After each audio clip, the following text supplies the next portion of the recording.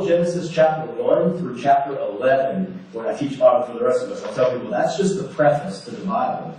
That's the preface. That's God setting the stage. Because the action of the Bible begins in Genesis 12 when Abram comes on the scene. Because when Abram comes on the scene, God says, I'm going to use you and your offspring to be my covenant people to reach the nations. Well, in order to say how that came about and how the nations got to be alienated from God in the first place, that's what Genesis 1 through 11 gets us to.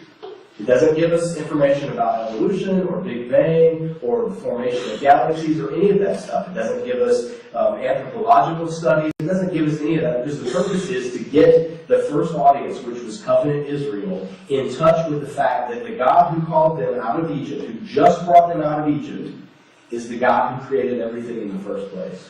And that the nations that they're about to go in and be surrounded by and have to be a light to are all the nations that God has created in the first place. So Genesis 1 through 11 just speeds by all of these details to get us to Genesis 12. And that's the original authors, the original hearers would have been wanting to know, oh, our father Abraham, this is his story. This is how God brought him. It's important to keep in mind the genre of Genesis. What type of writing, what type of literature is Genesis 1? And the rest of the early chapters. Some people have said that it's simple prose, just simple narrative. This is, the literary view, the literalist view, the 24-hour view says it's just simple prose. God said it happened day one. God said it happened day two. It's just straightforward narrative. Just read it as that. Take it at face value. And when you come to, well, how could there be day and night before there's sun, moon, and stars? God made the light. It's supernatural. It's just God light. Well, okay, that's sort of, you start reading things into the text when you do that, but regardless, some people have said it's just simple, straightforward. Others have said, no, liberal scholars have gone the opposite end, and they've said, oh no, it's just an allegory, or it's just a parable.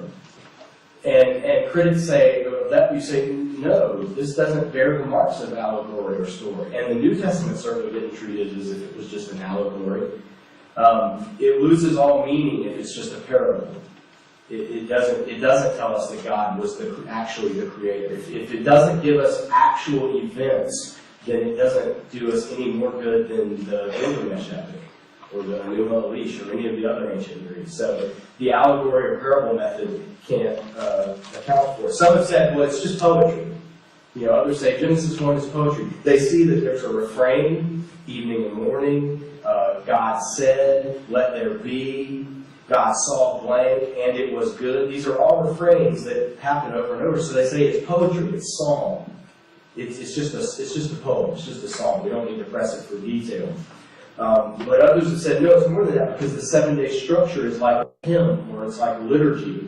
And like John Walton noted, in the ancient world, when a temple creation would be described in these 7 periods, or there would be a 7-day build-up to the inauguration of a new temple, and then on that 7th day would be the worship celebration. So maybe Genesis 1 was read every year in Israel as a liturgy or a liturgical celebration of creation. Maybe it had a worship purpose, and it was like a hymn. And then others have said, like Collins takes the approach, that it's elevated or exalted prose. And I like this one the best because it seems to capture all of the strengths of the others. Genesis is not straightforward narrative, Genesis 1 at least. It reads differently. If you read Hebrew, it reads differently than even Genesis 2 through 4. And especially Genesis 12 through 50. It reads in a different feel. It does have refrain. It does have almost like a poetic flow. It has Hebrew poetic elements in it. But it's not straight poetry because it also does have a narrative sense that it's telling a story, that it's developing something. So, exalted or elevated prose. And then Ken Matthews, a Baptist scholar, he wrote in his Genesis commentary, Genesis 1:1 through 2:3, in fact, does not clearly fit the traditional literary category. Although it comes closest to narrative, we must conclude that it is a unique piece of literature. This insight goes far in explaining why modern interpreters are groping for the key that unlocks its mysteries. And I like having the best of all because I think he knows it. It doesn't fit any genre that we know of. It has similarities to others, but there's no one category for it. So, Genesis 1, what then does it actually say? There's some things that we see when we look at the account that are helpful to know. First of all, there's numeric patterns throughout. In Hebrew and throughout the Bible, there are certain numbers that have significance or symbolism, or they're important. The numbers 3, 7, 10. These are numbers that you see over and over, 12. But here are phrases in Genesis that occur 10 times. God said. You see that phrase, it's 10 times. 3 times it's talking about humans, 7 times it's talking about other things. He gives 10 creative commands. 3 times he says, let there be, or 7 times he says, let such and such do such and such. The command or the phrase to make, God made such and such, or the phrase according to their kind. You'll read that and you'll see, why is it so repetitive? But then you notice, it's 10 times actually. That may not be significant for us, but in the ancient Hebrew that was significant. There's phrases that occur 7 times. It was so. God saw that it was good. And 3 times it said that God blessed, God created, and then the creation of man and woman is a tripartite. It's a 3-point description. There's other numerical patterns. The introduction contains 21 words in Hebrew, which is 7 times 3. The conclusion contains 35 words, which is 5 times 7.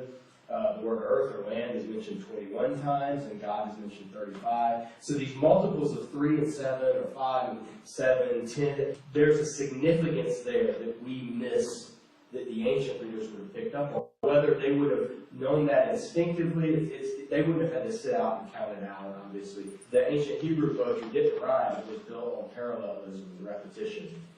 So when we look at Genesis 1, the big picture, what we have to do is read Genesis 1 as ancient Near East literature that shares a lot in common with its ancient Near East setting. If we go to Genesis 1 already asking about dinosaurs, evolution, supernova, all these scientific questions, then we're going to be sorely disappointed because it doesn't answer those. Or we'll mislead ourselves and we'll read into the text something that it doesn't say. All right, well, let's jump back in and look at Genesis 1. Now, at this point, if you brought your Bible with you, take it out and have it beside the workbook, because I've given on page 23, what I've done is provided a translation that I've used in teaching before that I've put together that I think brings out the ambiguity of the text and the fluidity and all these considerations that we've talked about so far. The translation that I put together tries to bring that out and preserve the poetry and the refrains, but at the same time, any translation is an interpretation to some degree. There's no such thing as a literal translation. So whatever translation of the Bible you have alongside of this, and you can follow along in both. You can, after this, you can ask the question, why does it say this when my Bible says this, or whatever, and we can go from there. But I've tried to give a translation that will bring across the main points of the text in the way that the ancient reader would have heard it. And the other reason is because this is my translation, I can make this available and not have to worry about copyright, which you'd have to with any modern translation. So it's a twofold purpose. But let's look at Genesis chapter 1, verse 1.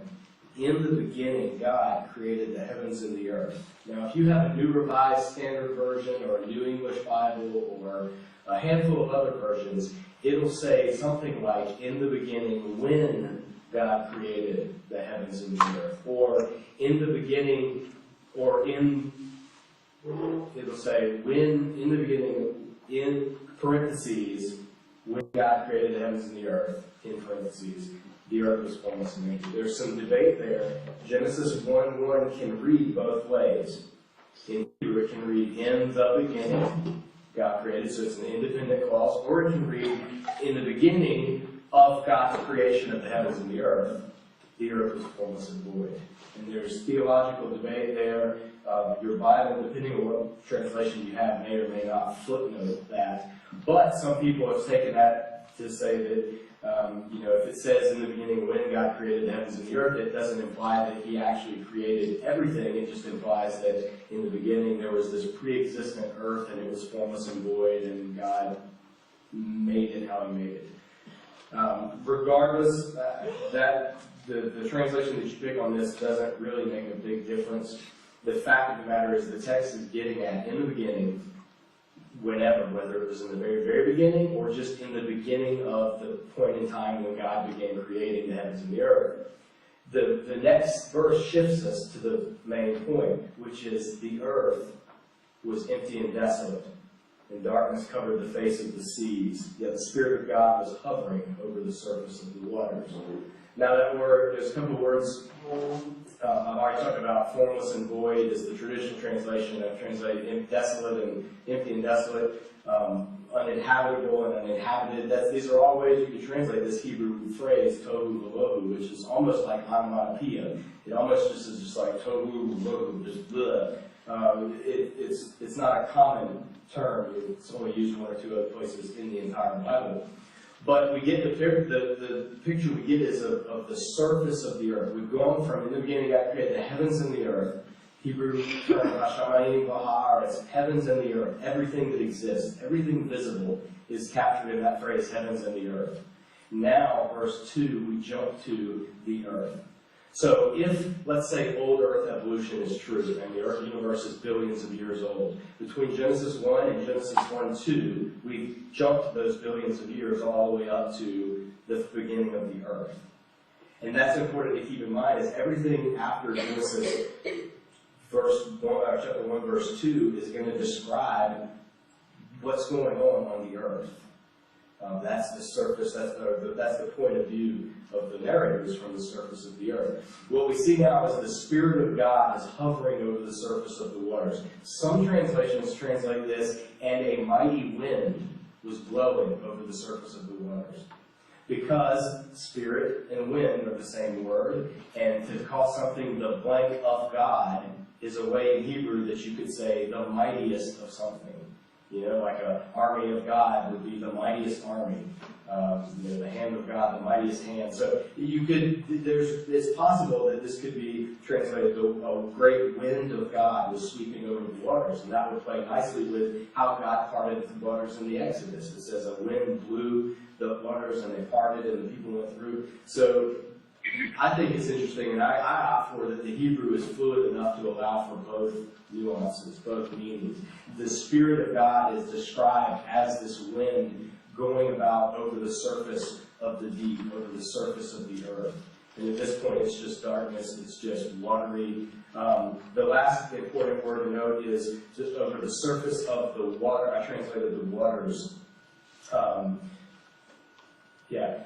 this face of the sea in verse 2. That word, the sea or seas, is in your translations, it may be the word, it may be translated the abyss, it may be translated the deep. It's the Hebrew word tahom, and it just means the deep, the depths, the sea, the abyss. It's a word that doesn't, when we think of the sea, when we think of ocean, you know, for those of us that like the beach, or like going to the lake, or whatever, you know, the sea is a fun place, it's a neat place, or if you like diving and exploring and underwater scuba, that kind of stuff, the sea is this beautiful, marvelous place. It's because we've learned to, in some way, survive on the sea. You know, we've learned to build boats, we've learned to build submarines, we've learned scuba equipment, we can see underwater with, you know, masks and stuff. In the ancient world, the sea was the epitome of all things terrible. Especially for the ancient Israelites. The sea, the abyss, was the source of all primordial evil. It was the source of the demonic. There was heavy, heavy symbolism when Jesus had the demons go into the pigs, and all the pigs rushed headlong into the sea. And Luke even used the word abyss to describe the Sea of Galilee, because he was trying to denote that connection between the demonic and the place of demons, and the place of origin. So there's all of these things that are swirling around in the Genesis account. It's not just giving us a straightforward biological or geological account. It's talking about the Spirit of God was in control of even the darkest abyss, even the scariest imaginable place, even the place that in all the other ancient Near East myths was seen as its own power, its own source of chaos or opposition to God. Genesis 1-2 just says the Spirit of God was hovering over the surface. And it uses the phrase hovering, or I don't know if it's like this it's the verb that describes an eagle or a bird of prey hovering over its nest, protecting its young. So it's only used one other time, and it's in Deuteronomy, when it describes God hovering like a mother bird over her nest. So we have here God is introduced. The surface of the world, the earth. It's chaos, it's dark, it's desolate, there's nothing, but the Spirit of God is there hovering. And so we know that something's about to happen. We see that in verse 3. God said, there will be light, or your traditional translation would say, let there be light. It's the coordinative tense. It's God, in Hebrew it just says there will be light. It's a command that God gives. He speaks it as it happens, and there was light. God saw the light, that it was good. God made a distinction between the light and the darkness. God named the light day, and the dark he named night. There was evening, there was morning, day one. Now it's interesting here because a lot of people when they read Genesis, especially if they have a particular strong affinity to, let's say, a young earth view, they'll say the word day in Hebrew always means day, and these are literal 24-hour days. There was evening, there was morning, day one. But look right there in verse 5 at the very beginning. God named the light day. So there, day is only meaning 12 hours, or light time. The dark part is named night. So right here in Genesis, in the very same verse, day can mean just the light, or it can mean the entire day. So it's really important to keep in mind that fluidity and not let people, especially people that don't know the language very well, not let them mislead you into thinking that the Hebrew word day has to mean day. It's two different meanings right here in this one verse. So we see the first part, God creating this first realm, the day and the night, separating the light from the darkness. God said, there will be an expansive dome in the midst of the water, dividing water from water. So God made the expansive dome and separated the water that is beneath the expansive dome from the water that is above the expansive dome. Thus it happened. God named the expansive dome sky. There was evening, there was morning, day 2.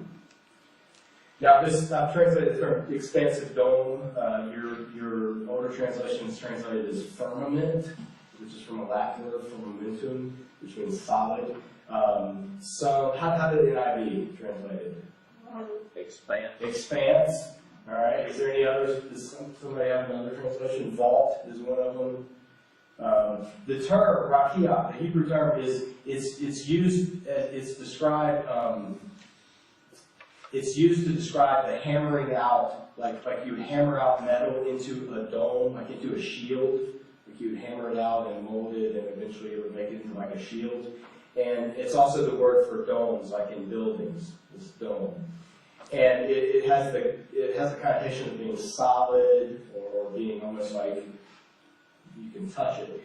And so here we get the first instance of whether Genesis is describing literal science or is it speaking phenomenologically. If it's describing literal scientific, then you have to say that at some point there was this invisible but solid dome that surrounded the earth, and above it was water.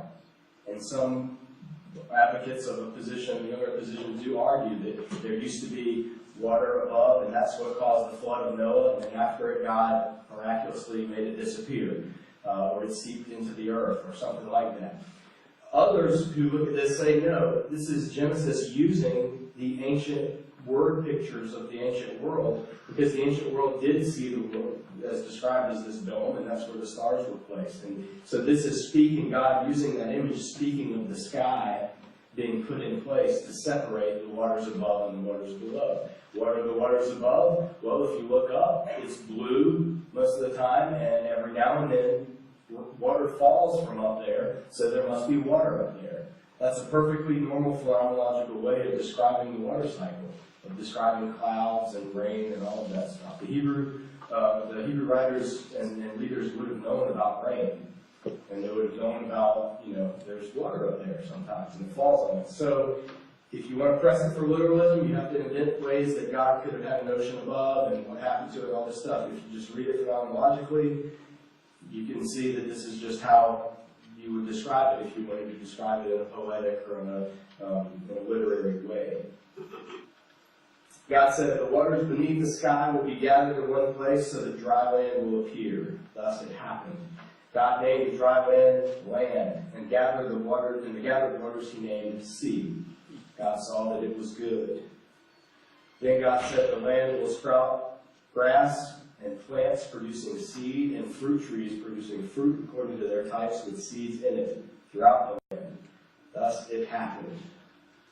The land brought forth grass and plants producing seed, and trees bearing fruit with seeds in it according to their type. God saw that it was good. There was evening and there was morning, day 3. So now on day 3 we get 2 things that come into view. The first has been the creation and separation. Now we get specific things. We get dry land appearing, and then after that we get vegetation appearing. And it's interesting here because God just names specific plants. It doesn't name all the types of plants in the world, it's just very specific plants. Plants producing seed, fruit trees producing fruit with seeds in it throughout the land. So, and then grass of the field. So it's not an exhaustive account of all life. Algae isn't mentioned, fungus isn't mentioned. You know, all of these categories that we have scientifically, they aren't mentioned. But the types of land, the types of vegetation that are mentioned are the types that the Hebrews would have encountered in their day-to-day life. The types they would have been familiar with, the grass that their livestock would eat, and the fruit trees that they would eat from, and the trees that they would use for building and for these kind of things. So it's very human-focused, this creation account. It's not describing everything. And it's also interesting because what does God say in verse 8? He said, verse 11, God says, if you have the NIV or traditional translation, it says, let the land bring forth, or let the earth bring forth. This is the first time we're introduced to an intermediary cause. It's not God saying, all right, I'm going to create apple trees. And he just starts firing off apple trees and, shrubbery and grass. And God's not doing the making in the primary sense. God is giving the ability to create this stuff to the earth, to the land. And it's the land that brings out. So God has instilled in creation the ability to bring forth new life. This has a lot to say to any view of creation, evolution. Could God have used secondary processes to bring about the development of life on earth? We know at least in one sense that he does it here. So this isn't a proof text for evolution, but at the same time it does say, hey, you can't just rule anything out that's not special creation by God. God gives the land the ability to bring forth life on its own. Not completely on its own, but in its God-given function. He's instilled creation with the ability to recreate. And so that's really important for any view of God and evolution. God said there will be lights in the expansive dome of the sky to distinguish between the day and the night, and they will be for signs, seasons, days, and years. And they will provide light in the expansive dome of the sky to shine over the land. Thus it happened. God appointed the 2 great lights, the greater light, the ruler of the day, and the lesser light, the ruler of the night, as well as the stars. God put them in the expansive dome of the sky to shine over the land, ruling over the day and over the night, separating the light and the dark. God saw that it was good. There was evening and there was morning, day 4. So now we have coming on the scene of the sun and the moon and the stars. Here again is the framework pattern that we alluded to earlier. Now we're seeing the things that are going to rule over the areas that have just been created in the first 3 days. And it's interesting here, he doesn't use the Hebrew words for sun and moon. He could have used, the Hebrew word for sun is shemesh. He could have used shemesh. The Hebrew word for moon is yariyah. He could have used that. He doesn't. Because, interestingly enough, shemesh and yariyah were the names of rival gods, sun god and the moon god, in Canaanite culture. So the text goes out of its way to show that no, the sun and the moon are not gods. There's no room for any other rival gods in the Genesis 1 account. They don't even get the dignity of getting named. They're just the greater light and the lesser light. The bigger light, the smaller light. Oh yeah, and the stars. Like the stars are thrown in as an afterthought. What he's saying by that is this shows that in the ancient world, and even up to today when people read horoscopes, that there's always been this idea that the stars somehow control things. You know, the stars, wherever the sun and the stars align, or whatever the sign of the zodiac, or this and that, the stars control or have some impact on earthly life and on our faith, and on this and that, and not in Genesis 1. In Genesis 1, they were just part of creation. And they're not even a huge significant part. They're just an afterthought.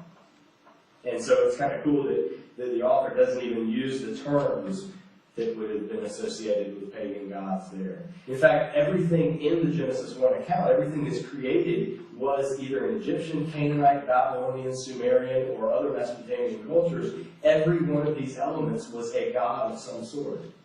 Whether it was the sky, whether it was the sun, the moon, the stars, everything was deified. And in Israel's creation account, you see all of that deity stripped away. And there's only room for one deity in Israel's account, and that's the God of Israel. Some people have said that if you read, let's see, I have the NIV in front of me. If you read this, it says, verse 16, God made two great lights.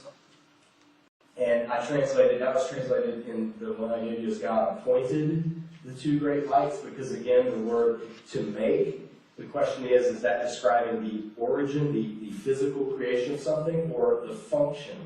Is that describing did God make these two things? If so, then that means that the first 3 days the sun and the moon didn't exist.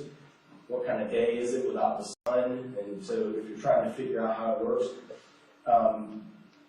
the proponents of non-literal views say, no, the Hebrew language is fluid enough to where you could even translate it in your NIV or whatever you have as God had made the two great lights and had placed them in the sky.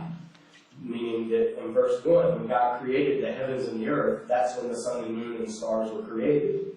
And now in day 4 is when they become visible, or when they receive their function, when they receive their purpose. And what is their purpose? If you look there, it says specifically, God put them there to be for signs, seasons, days, and years. Those are specific human-centered actions. Signs, seasons, days, years. This is how Israel told time. This is how their calendar went. This is how they knew when it was time to harvest, when it was time to celebrate certain feasts, certain festivals. The sun and the moon and the stars are put there for people to use. All this presupposes that humanity is going to be involved at some point.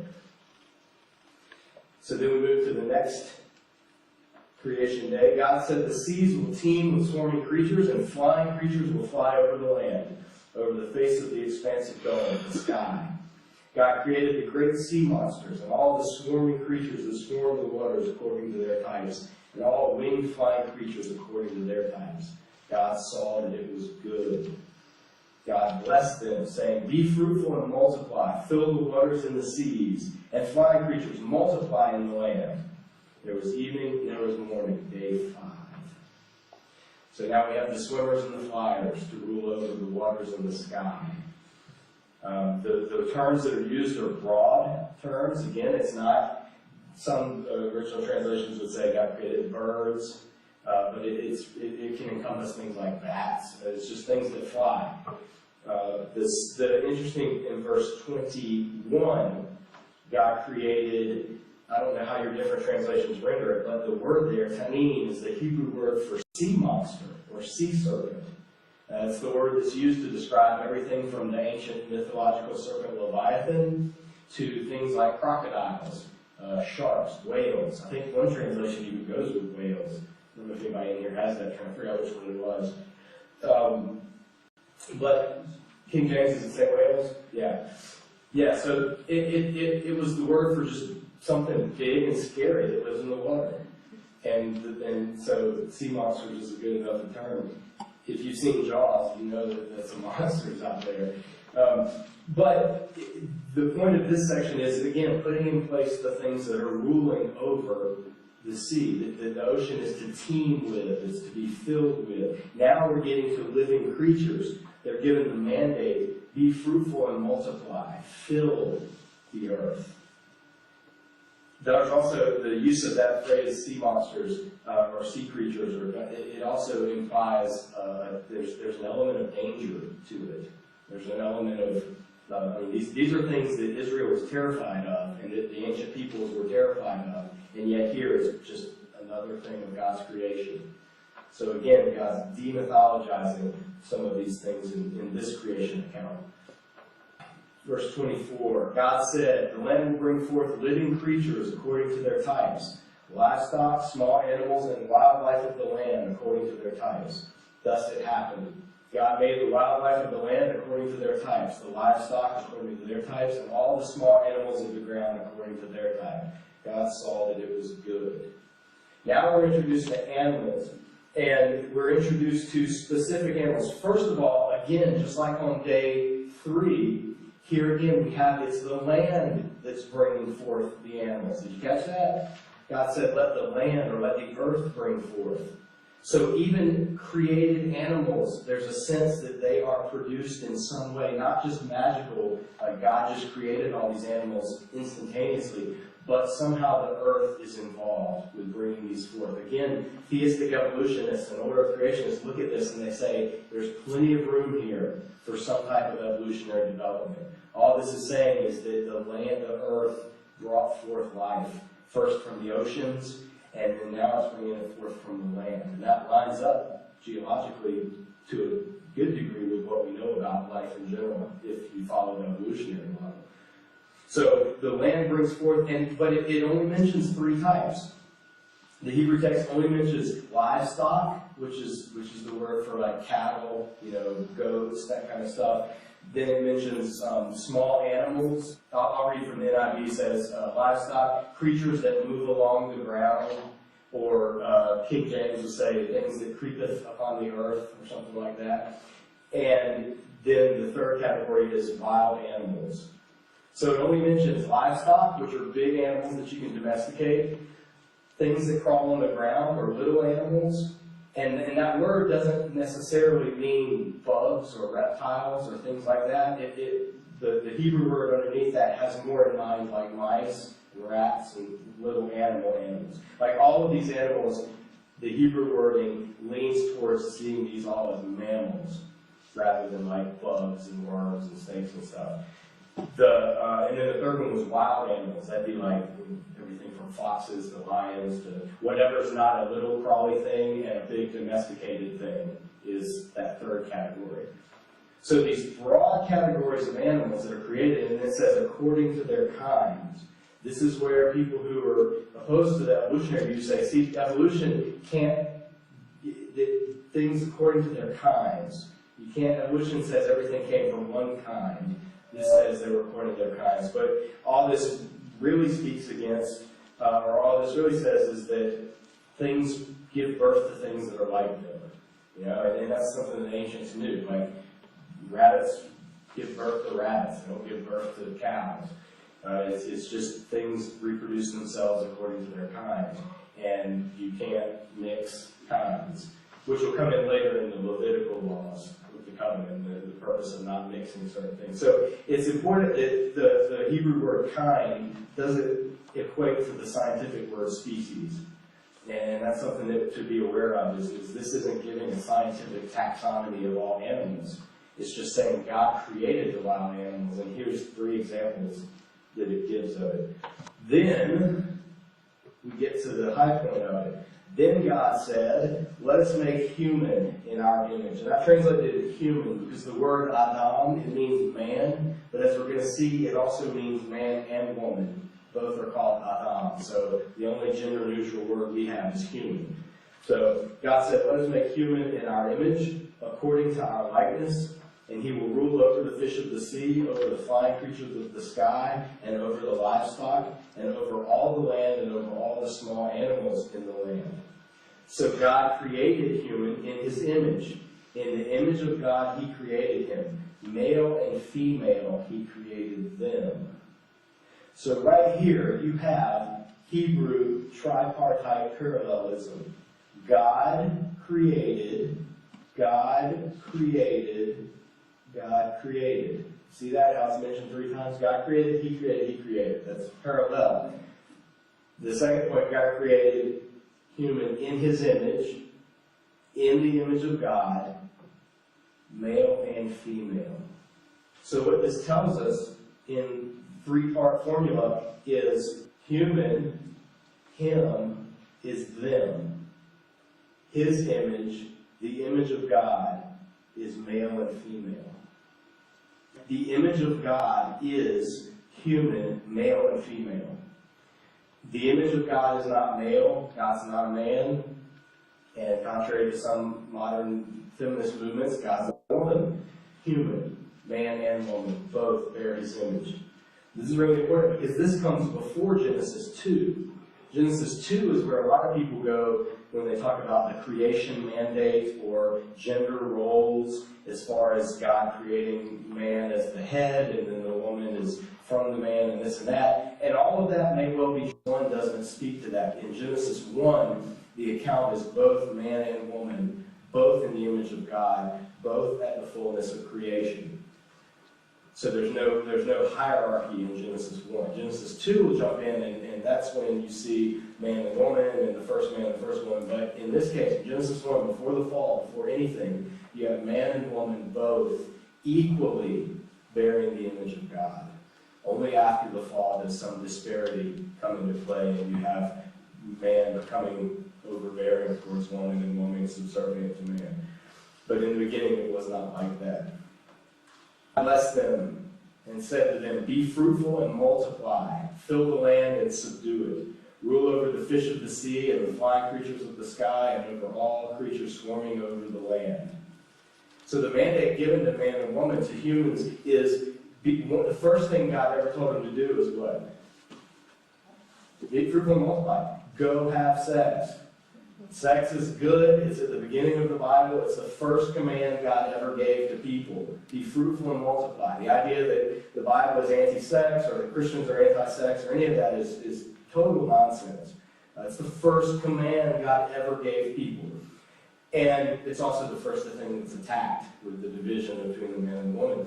But he says, be fruitful and multiply, fill the land and subdue it. If the whole earth or land or whatever was this perfect paradise and there was no animal death or nothing dangerous out there or any of that, nothing in rebellion against God, then what would need to be subdued? Right here in Genesis, you get hints of a conflict that's going to come up. And in the next chapter, we'll be introduced to the conflict, one of the advocates of that conflict, which was the serpent. Genesis 1 gives the sense that there's already something, even in God's good creation, that man and woman are meant to overcome. They're meant to subdue. As part of God's goodness, they are meant to exercise dominion and authority over this, whatever in the land they encounter that may need to be subdued. So you get a hint that already there's going to be something that they're going to have to struggle against. God says, He gives the mandate. God said, look, I'm giving you everything that makes seed throughout all the land. And every tree that has fruit on it bearing seed, to you it will be for food. And to every creature of the land, every flying creature of the sky, and everything swarming over the land that has living breath in it, all green plants will be food. Thus it happened.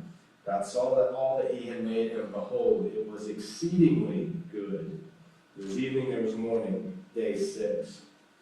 Since now that creation is completed and God gives the first human their mandate, and He also then provides for them all of the things that He's created up until then. He's showing that they're to care for it, they're to have dominion. This verse has been used, or this passage has been used to say that humans just have total run of the earth. You know, like whatever humans do to the earth, it doesn't matter. We have dominion. You know, we wiped out animals, hunted this one to extinction, and that one, we have dominion, too bad. But that's not the kind of dominion that we see in Genesis 1. What we see is a dominion, an ethic of creation care, of responsibility and stewardship. There's dominion over creation is not go exploit creation. It's go rule over creation because you are my vice regents. You are my rulers in this realm that I've put you in. You're my representative. You're my image and my likeness on earth. Rule over, be a steward of creation. And this is one of the unfortunate things that a number of conservative Christians have let slide over the years, is this creation care mandate, and something that more liberal Christians have actually gathered and grabbed and got right is the idea of environmental and ecological ethics. That's something that's really important. Thankfully, a number of conservative evangelical Christians now are coming around and are starting to realize, hey, environmental care, it really is important. You know, we should be taking care of the earth. We shouldn't be dumping oil into the oceans. You know, we shouldn't be destroying the earth, because who cares? We're all going to be raptured in 1988 anyway, so we don't need to bother. Like, those are the things that drove evangelicals in the 60s and 70s. Now they're getting back to this, hey, God gave us this thing to care for it. We need to take care of it. And that's thoroughly biblical ethic, is ecology. Environmentalism is not, contrary to John MacArthur and others who've said that's just something from the devil, it's something to take your focus off of getting people to heaven. No, it's a false dichotomy. The earth's not going to God's not going to do away with the earth. He's going to recreate it. He's going to restore and renew it and make all things new. He's going to purge it and purify it. But what we do now matters, how we treat this creation, because it's the creation that God himself gave, and he gave us stewardship over it. There's a note here I put on the side. This is a key thing. People say before the fall, before the flood of Noah, in fact, there was only vegetarianism. You know, God says, I give you every green plant for food, every seed-bearing plant. And I gave a note here by Derek Kidner, he says, the assigning of every green plant for food to all creatures must not be pressed to mean that all were once herbivorous, any more than it to mean that all plants were equally edible to all. It's a generalization that directly or indirectly all life depends on vegetation. And the concern of the verse is to show that all are fed from God's hand.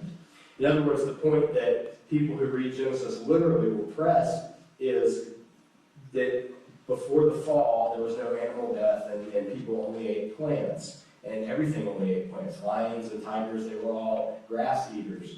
And that's how it will be when God creates the new heavens and the new earth. Because Isaiah says, the lion will eat straw like the ox, the lion and the lamb will lie down together. But what Kidner and others will point out, they're saying Genesis, that may or may not be true. The future creation may be free of animal predation or not. But Genesis isn't saying that. What it's just saying is that God is giving man dominion over, he's already given him over the animals, and he's given him over the plants as well, and he's given the plants to them as food. This can't be pressed to say that great white sharks ate green grass or leaves or whatever, because that's what you'd have to, if you say that this means everything is vegetarian, then you would have to press that all the way and say that all, jellyfish eat other things, other living things. Their body, that's what they metabolize. So it wasn't like at the fall, jellyfish all of a sudden they were eating seaweed, now they're eating other animals, or vice versa. It's just important to read the details to leave the details out that Genesis doesn't talk about, and read in what's in the text and let it say what it says. So just because the text says that humans were given free reign and animals were given free reign to eat the plants, doesn't say that means they therefore could not eat anything else. It's silent. The text is silent on whether or not animals ate each other before the fall. We know they didn't eat people before the fall, because human death enters in the next chapter. But God sees everything that is exceedingly good, and then we have chapter 2, verse 1. And this is one of those unfortunate chapter breaks in the Bible. In case you don't know, chapters were not included in the Bible until the Middle Ages, and then verses weren't included until after the printing press in the Renaissance time. So the Bible originally didn't have chapters or verses. And Gordon Fee, New Testament scholar, said the worst thing that ever happened to the Bible was when they put in chapters and verses, because then it started letting people break up the Bible into these little digestible nuggets instead of having to read the whole thing through and get the thought of the author. So this is a case where chapter 2, there's no reason, this is still part of the first account. This is the end of it. It shouldn't be a new chapter. But some monk in the Middle Ages decided that it should be. Chapter 2, verse 1, so the heavens and earth and all their hosts were completed. God finished on the seventh day from all his work that he did. He ceased on the seventh day from all his work that he did. So God blessed the seventh day and made it holy, for on it he ceased from all his work that he did in creating. Now, what's repeated there over and over? Yeah, God ceased from his work. When? On the seventh day. Each thing is given there 3 times. And whenever something is repeated over and over, it's repeated for emphasis. The way you show the seventh day to be holy is you cease from your work. This is ingraining into Israel this idea of you'll work 6 days, you'll rest. You'll work 6 days, you'll rest. You'll plant your fields and you'll harvest for 6 years. And in the 7th year, you will let the land rest. That's when all of the people who don't have food or whatever could come in and glean for free. So this seventh is built into the covenant structure of the Old Testament, this Sabbath notion, this idea of 6 and rest. Now, this isn't a natural cycle. Unlike a month, which is based on the lunar, the phases of the moon, unlike a year, which is based on the position of the sun as the earth goes around it, there's no natural correspondence to breaking up time in units of 7. This wouldn't have been derived from nature. This is a specifically revealed thing that God showed to Israel, specifically revealed flow of time that Israel then gave to the rest of humanity. But it's given by God from the beginning. And so the idea of Sabbath rest, now whether Christians are called to keep the Sabbath, as it was later spelled out in Exodus and Leviticus, we see in the New Testament that that's not the case because Christians were never under the Old Covenant law. But the notion of a Sabbath rest is built into creation. So whether or not we stop working from sundown on Friday to sundown on Saturday, or whether or not we don't cut our grass or go to the restaurants on Sunday because that's the Christian Sabbath, whatever, that's irrelevant. But the cycle of you work 6, you rest 7, you rest on the 7th is built into it. You see that in the structure of creation. And so everything that would come after would be built on that.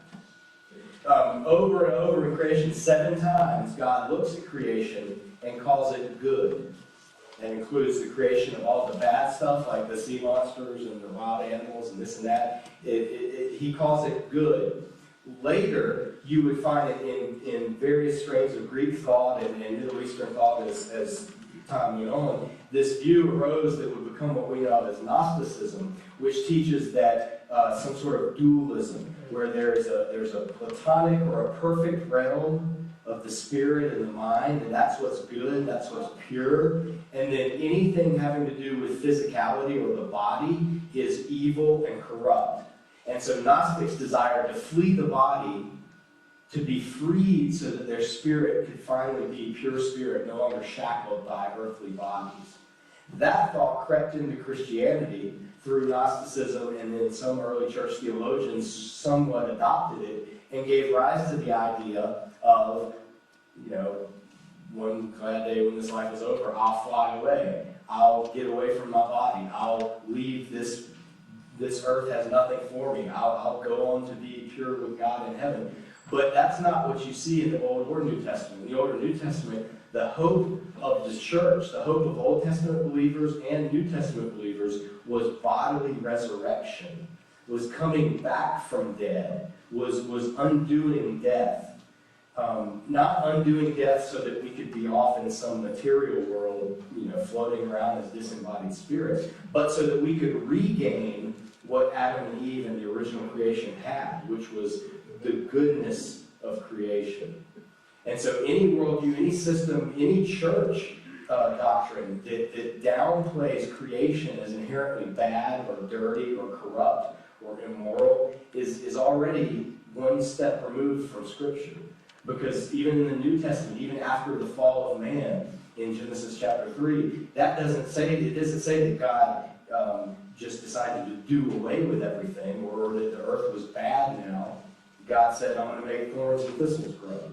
He didn't say, I'm going to completely destroy the earth and everything good is spiritual now. So if God went to all this trouble to create in the first place, then it stands to reason that when he restores and renews and makes the new heavens and the new earth, it's going to be just as physical, just as beautiful, just as earthly as this, if not more so. How we read the beginning of the Bible really does determine our view of what we think is going to happen at the end. And so if we get off on the wrong track in the beginning, and we don't pick up on the strong view that the Hebrews had of creation as good, of eating and drinking as good, of sex and love and romance as good. These are all good things that God created. If we miss that, then we end up floating off into a pseudo-Christian theology that Augustine and others sort of stumbled into that says everything earthly is bad and we just want to be spiritual beings. The Bible doesn't have any room for that kind of view. And over, 7 times, the biblical number of completion, of perfection, 7 times God says of creation, it's good, it's good, it's good. And then the last time he said it is tov la'od, exceedingly good, very good. So yeah, that's definitely an important point to mention. The 7th day doesn't have evening and morning. It says for 6 days there was evening, there was morning, day 1. There was evening, there was morning, day 2. On the 7th day, it doesn't say there was evening and morning. And the Bible, New Testament authors, believe that's because the 7th day never ended. And Jesus alluded to it in John's Gospel. He said, my Father is still at work on his Sabbath, and so am I. And the author of Hebrews says, God says we can enter his Sabbath rest. So the notion of creation, Genesis 1, is that God's Sabbath continues. And that's what Collins I mentioned earlier, there's an excerpt, he said that at least in the Genesis account, at least the 7th day we know wasn't a literal day, because it doesn't have evening, morning, day 7. God didn't go to work on Monday morning. It was God rested, and he continues to rest. So that has big implications for how you read the rest of the Genesis days. If day 7 can be not a 24-hour day, then certainly the other days are most likely not straight 24-hour days as well. God, when he created his creation, is seen as ongoing. In other words, all throughout the Old Testament, it'll talk about, God creating, when I formed you in the womb, I knew you. God knitting me together in my mother's womb, things like that. So in the Bible, God's creation is seen as ongoing in those senses of the everyday creation. But in the sense of creating, as in preparing the world for humanity, it's finished in this.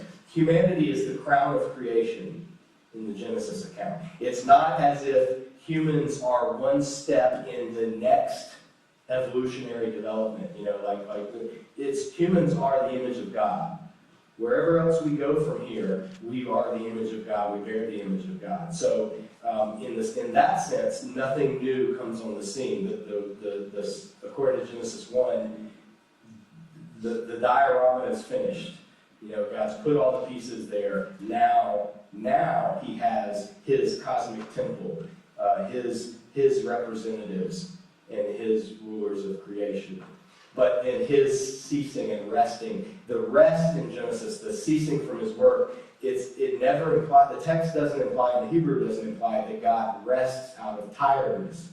Some people, when kids will ask the question, why did God get tired when He created? How could He get tired? All He did was talk. It doesn't imply that He rests because He's tired. It implies He rests as in He finishes. He ceases, He stops working so that He can step back and look at His creation, just as an artist finishes a painting and steps back and looks at the creation. So, does He continue to create? Yes. Is it outside or is it beyond these bounds? No. And that's pretty much lines up with everything we know scientifically. I believe any paleontologist, any evolutionary biologist will tell you, humans are the last things on the scene. We're the last things that have come to Earth. There's no new species have been created. There's tons of things that have been extinct. In fact, evolutionary biologists, if you hold that view, they say 99% of all life that's ever lived on Earth is extinct. We're the final 1%. Everything that's alive now is the final 1% of everything that's ever been created. And so, in that sense, again, Genesis does seem to fit with what we know about how the world is created. And in this creation account, the way that old Earth proponents have viewed it, young Earth proponents, like we talked about, they say, you read it straightforward. Just read it as it meant to be read. Old Earth proponents say, no, it wasn't meant to be read straightforward, and God supernaturally gave insight to the writers of Genesis so that it would line up with everything that we would find later in science. So old Earth proponents talk about day 1 lines up with what we know about the early Earth. And day 2, when you start to get the water cycle separating out as the atmosphere thins, and day 3, the land forms, like we talked about earlier, they equate these periods of time to the days of creation. Literary proponents, they note all the things we noted where Genesis echoes the ancient Near East versions, things like talking about the sea monsters, things talking about the deep, Tehom, the abyss. All of these phrases, image and likeness, these are all phrases that are found in other ancient Near East accounts. So literary proponents say this is a literary account. We don't need to worry about fitting it with science. We need to read it and get the theological truth out of it. So those are how the views interact with the text. And you can continue now as you read Genesis beginning in chapter 2, verse 4 and on. You can start to read Genesis and see, okay, now how do these views, I know how they see Genesis 1, now how do they deal with things like Adam and Eve?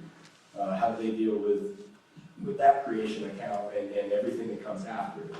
So I wanted to at least give enough of an introduction and at least cover Genesis 1, because Genesis 1 through 2:3 is a self-contained unit. It's like the song at the beginning or the preface to the rest. It sets it off, and it's different. Genesis 1 is different than Genesis 2 through 11. It's its own thing.